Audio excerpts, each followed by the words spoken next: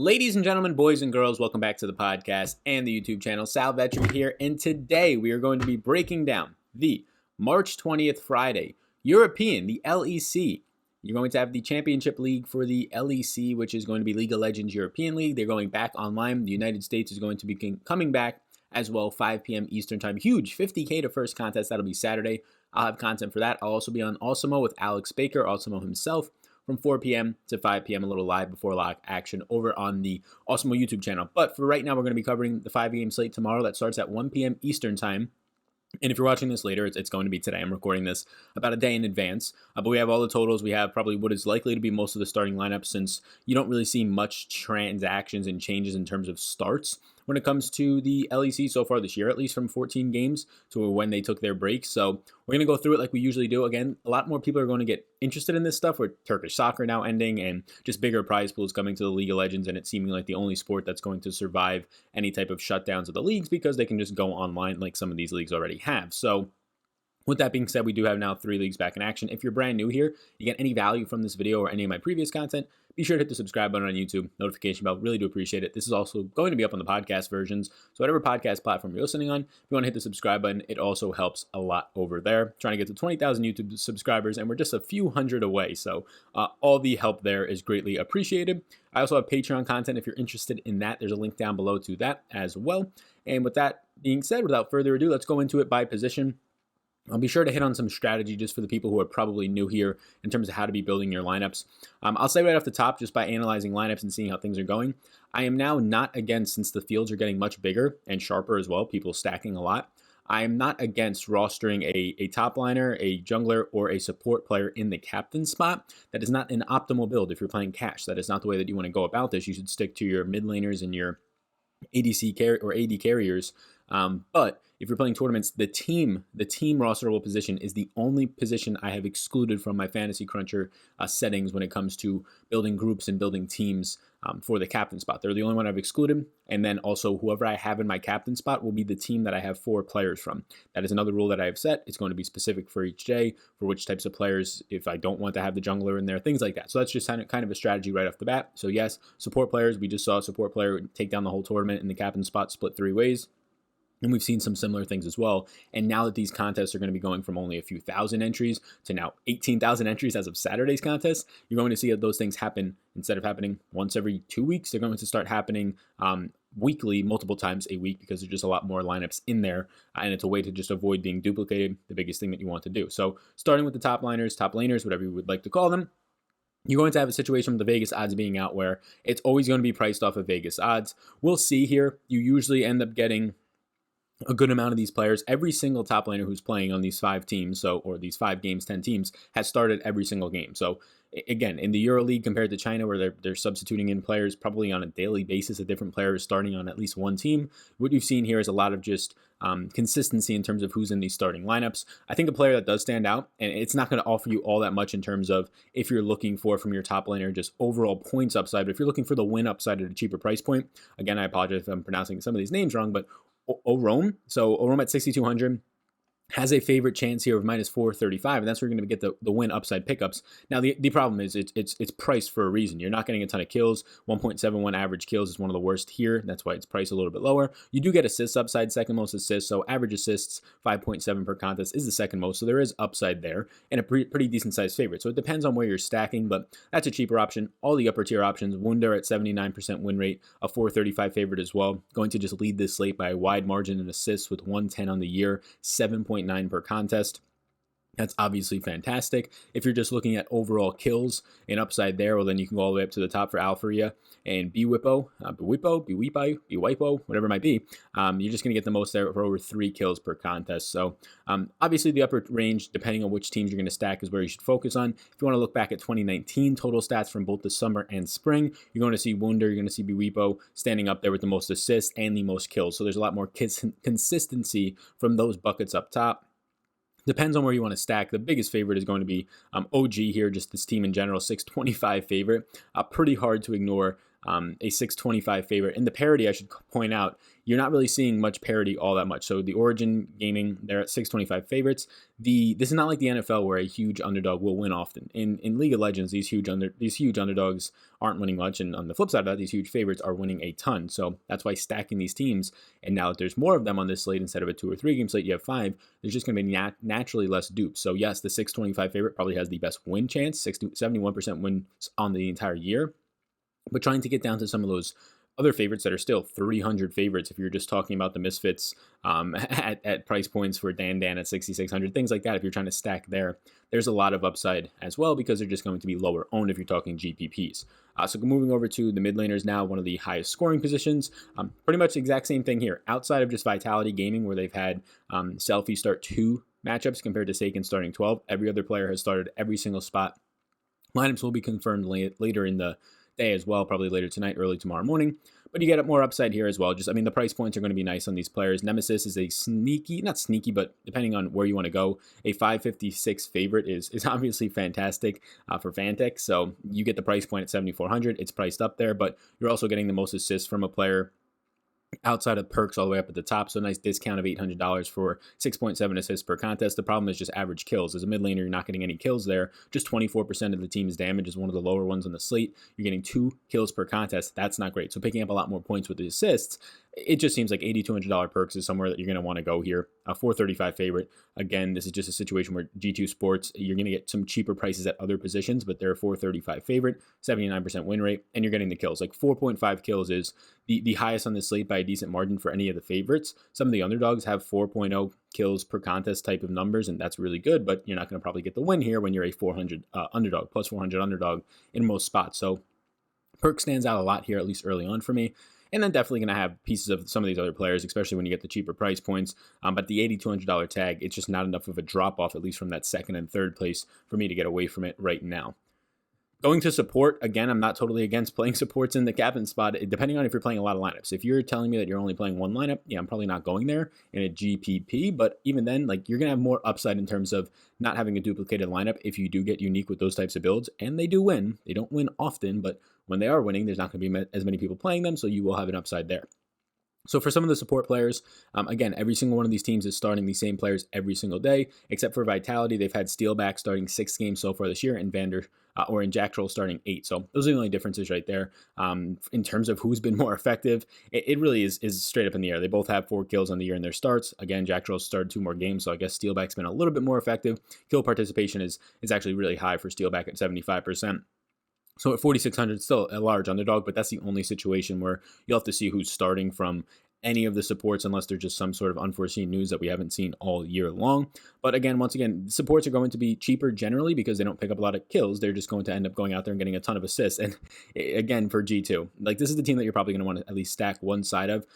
Milky X, you're getting just 1.36 average kills per contest. Nobody's even close to that. And then 11.71 average assists per contest. Nobody's even close to that. Not even close. Like everybody else is at least less than 3 assists per contest less. 50% of the time he's drawing the first blood for bonuses for his team, so he's going to correlate there for 2 points. Kills or creeps killed per second is at 1.4, the second highest. It's a $60 to $200 price tag. The drop off to Kaiser at 5,800 is not somewhere that I want to go, just based on what you're going to get in a similar odds, both at 435, but the production's nowhere near as much. And then the drop off after that, you're starting to just factor in, okay, well, is the price worth it?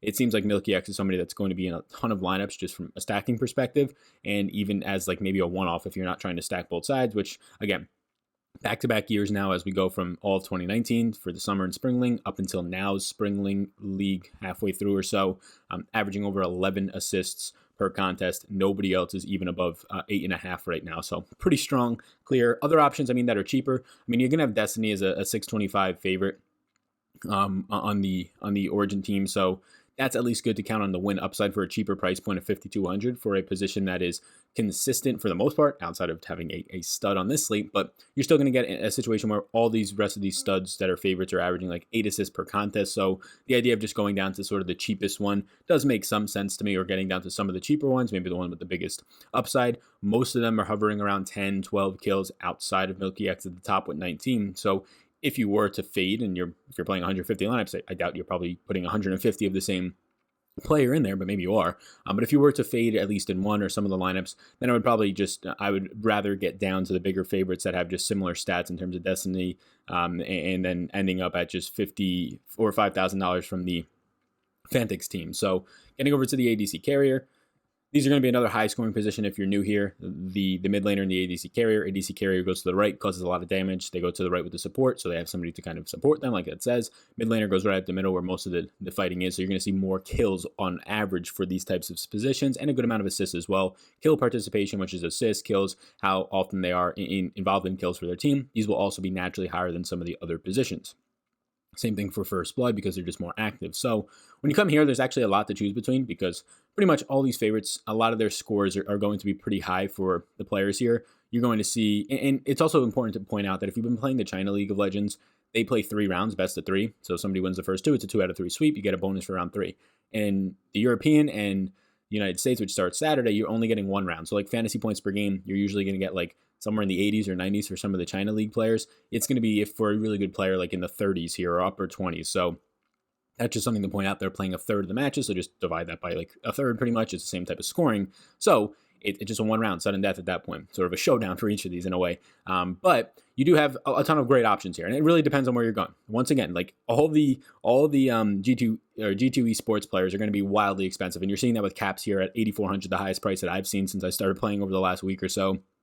You're getting the highest kill participation. You're getting the highest first blood, highest assist percentage, 124 assists. 124 assists as an 80 carrier is pretty impressive. And the reason why is just a strong support player on his own team. We just saw that on the previous page. But 124 assists is over 40 more than anybody else in the slate. You're seeing 4.4 average kills per contest. That's the second highest to Reckles, who is at 8,200. So really strong. Again, I do prefer on some of these stud teams to prioritize some of the highest scoring players. I like the AD carrier, I like the mid, but it depends on your lineup construction. So yes, Caps at the top is going to be somebody that I strongly like. Average 5.58 kills per contest all of last year. This year, like we said, kills per contest is at 4.4, so you're going to just see better players around him is a big reason why for that. But 8.9 assists per contest is absolutely wild. 435 favorites, 79% win rate. That's obviously good to see. Some other ones that are going to stand out, it's like a tier down though, and the pricing just isn't reflecting that. Like from the 8K plus 80 carriers that you have right now, the 7K range is literally a tier down. So like at 7,800, yes, you have a 625 favorite, so the win upside is there for sure, but only 3.9 average kills combined with a 5.7 average assist rate. Damage, though, is pretty good at 29.5%, so maybe getting a little bit unlucky for somebody like Upset at 7,800. If we're just going down now to Karzi at a 435 favorite, it just starts to get to a position where you're seeing just less assist percentages here in terms of assist per contest, less kills, and the price point's still pretty high up there at 7,600. So 80 carrier, I'm going to prioritize those top 3 spots. If you are stacking in your captain spot and 80 carrier, then you obviously have another 80 carrier spot. You're probably not able to play like Caps and then Reckles. So I do think that any of these favorites are fine to go to. Since there's 5 teams in this slate, I'm not really going to be playing much of the underdogs since they are all huge underdogs of like plus 230 or plus 250 at the very best. So I'm going to be prioritizing all the favorites, all 5 of them, and I'm going to be getting a lot of the clear-cut favorites like we've talked about with G2, some of these other teams with high-scoring players, and I'm going to be putting those types of players in my 4-man stacks, and then I'll be strategizing just 2- and 3-man stacks after that from some of the other teams, just depending on how they fit in. And it's going to come down to salary at that point with the optimizer, not so much me just prioritizing other teams, because I think all of these favorites have just all the chances in the world to win compared to teams that haven't won against them, teams that have like a 7% win rate. I'm looking at right now a 14% win rate if you're looking at SK. So heading over to jungler, where it ends up, junglers are players that just hop around the map. They do get involved in the action, so you will see higher kills upside because they'll be in the middle of the map where there's a lot of fighting. They'll hop really anywhere for assistance, usually in the middle of the map once the contest actually starts to get going and the rounds are actually trying to get won. So you're going to see once again G2, a jungler at the $75 plus $100 range is wild. So this is probably a spot that you can maybe get away from, but 4.36 assists or kills per contest, 7.7 assists. It's just, again, the best play in the slate from G2. This is the 4-man stack that you're going to want to play. 30.72 assist percentage or kill percentage all of last year, 79% win rate. Not much to say here. Jankos is fantastic. Depending on how you want to stack your 4-mans, I'll have a good amount of. Shadow from, so this is interesting. So Shadow from Mad Lions, they're somebody that you're probably not going to have a lot of interest in them in general, but if you have a one-off spot, Shadow might be a spot that stands out a good amount. The only downside is you're paying up an upper tier price tag for somebody who's honestly probably $500 overpriced in my opinion. But that comes into play when it comes to lower ownership, things like that. The ones that do stand out, if you're just trying to look at some of the cheaper players who, once again, all these players have started every single game outside of just some of the Schalke 4 guys. They've split between Lorix with 10 starts and Gilius with 4 starts. So you'll see who starts there. We'll end up seeing probably Lorix with anything. But again, everybody else has pretty much started every single game here. And you get a huge drop off, like I said, from Janko's up top from G2. But all these other players, just mix and match them. Like if you want to go all the way down to Razark at 6,600 or X6, that I'm not sure if I'm pronouncing that right, at 6,800. Go for it. Like they're all probably going to win. They all have very similar assists per contest, hovering around 6. They all have very similar kills per contest, hovering around somewhere around the 3 numbers. So if you're not going to pay all the way up, I'm fine mixing, matching, depending on where your stacks look at that point. And now for the team column, once again, I am not going to be playing any of these teams in the captain spot. I would prioritize against that, honestly. Again, it's just not, there's no upside. These teams at best are going to score you like 65 points. Maybe you get one scoring a little bit more than that. And some of the worst like support players, if their team wins, are going to end up scoring like 70. Well, not 70. This is China League scoring. So a third of it, they're going to end up scoring like 25 or so, right? So it's just not worth it when these teams are going to average in their best days like 18 points. So there's just not a ceiling is what I'm trying to say there. So at best, you're getting probably somewhere around like 16 points from these guys. Whereas if you're playing some of your other position players, even just like a mid, you can get double that, and then you're just never going to win with a team spot there. So I do think it's interesting. It really does depend, though, because the teams become more viable in these European and American leagues because there's only one round. So it's easier for a team to just get a ton of wins, a ton of kills. And it's just you get the win bonus, all that type of stuff. So it could be a little bit closer to what you're getting from some of these other positions, but they just don't pick up points the same way in terms of assists and all that. So it makes it a little bit more difficult. So teams are still going to be excluded from all of my stuff here. And yeah, just the 5 favorites. The 5 favorites will be in my lobbies. I do like playing underdogs, but more so on 2 or 3 game slates where they're closer odds.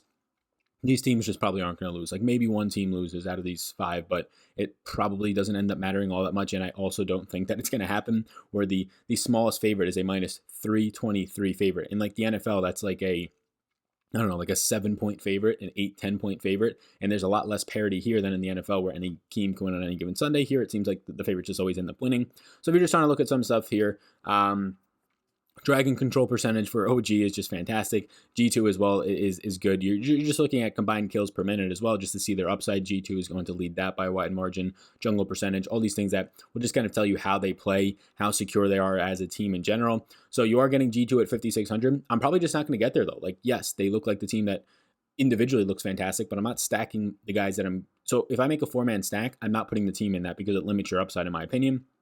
So G2 is probably a team that I'll actually have a lot less of in my team slot because I'll get to a lot of their players. But all these other teams look good. Like I'm not going to prioritize paying all the way up for them unless I have the money, but it's just priced in a way that you probably are not going to have a ton of money. So playing the Misfits as a one-off, like if you just wanted to play the Misfits as 323 favorites, they're pretty much averaging the same amount of points every single, out of all these other guys. Like every single favorite right now is pretty much averaging 18 points per contest. G2 Esports is averaging 19 in terms of DraftKings points per contest per win at that point. So I think I'm fine paying all the way down for the Misfits. Like if you wanted to do a 4-man stack with just say the G2 team, with the Misfits in the defense, and then do one-offs or 2 from one team from another team, I think that adds up pretty well. You're going to have to get creative with salary, so saving at least $500 to $800 by just playing some of these lesser priced but still big favorites makes sense. All right, so this is the breakdown for the European League. 5 games starting at 1 p.m. East Coast time on Friday, March 20th. Let me know what you think of this video. Let me know if you enjoyed it. I imagine a lot more of new people are going to be flooded into this content because I think this will be a helpful video and a breakdown as more money comes into the League of Legends space because of the pandemic going on. For some of the other sports that are in person, you're going to see a lot more people create content, but a lot more people be interested in this content. So thank you for being here. Hit the subscribe button before you go if you just have any seconds at all in your day. It really does help go a long way. Be sure to do that as well in the podcast version if that's where you're listening on whatever platform. It does also help me as well. And you can check out Patreon if you're indeed interested in getting some of these charts, getting my interest. In this F column, I fill in my interest later on, so I'll put a yes, a maybe, or a no in terms of what my player pool is looking like in the priority of how much of a percentage of those guys that I have. So with that all said, you can check that out linked up down below with some free strategy guides as well. My name's Sal. Thank you for tuning in. The next video, if you're watching this one, that will also be out is going to end up being a video for the 5 p.m. start for on the North American United States. League is back. So that will be on Saturday. I'll be releasing that video on Friday afternoon. Thank you so much. I appreciate you all tuning into this video. Have a great rest of your day. I'll see you in the next one. Thanks for tuning in, and I hope you enjoyed that video. Above my head, if you're not already subscribed to this channel, I do ask you if you can please hit that subscribe button. It helps me out a good amount to reach more people. You can also follow me on Twitter. That's over there. Right in the corner is my @SalVetriDFS Twitter. And then above, you'll find my Patreon link. You can click on that if you want more exclusive content for me, or a video is going to pop up. So why don't you check that one out as well? I think it's going to be beneficial for you. Thank you so much again for tuning in, and I hope you have a fantastic rest of your day.